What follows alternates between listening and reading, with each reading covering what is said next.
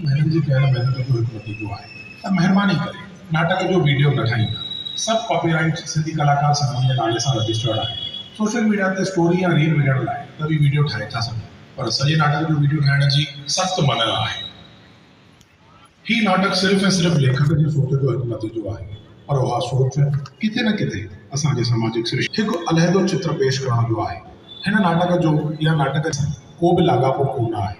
जे लाॻापो निकिरे बि थो, ये है उल्लासनगर 5 नंबर में पहाड़ चीरे वॾा वॾा हाईवेज़ ठाहे, वॾा वॾा शहर सजाए, अर्श खे छुहंदड़ बिल्डिंग्स ठाहे पंहिंजे तरक़ीअ जो बख़ूबी सबूत पेश कयो आहे।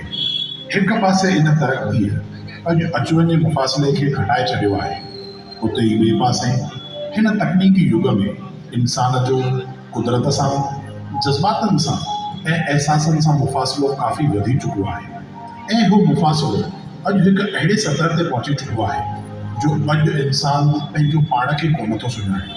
अॼु इंसान सभिनी खां परे थी एतिरो अकेलो थी चुको आहे जो हू पंहिंजे आज़ादीअ जो ई गुलाम बणिजी चुको आहे। ही नाटक बि हिकु अहिड़े ई शख़्स जी ज़िंदगीअ खे दर्शाए थो जेको साल 2045 में पंहिंजे साल 2025 में कयल कर्मनि खे ॾिसी ज़िंदगीअ जा मायना सम्झण जी कोशिश करे रहियो आहे ऐं हक़ीक़ी आज़ादीअ जी ॻोल्हा करे रहियो आहे।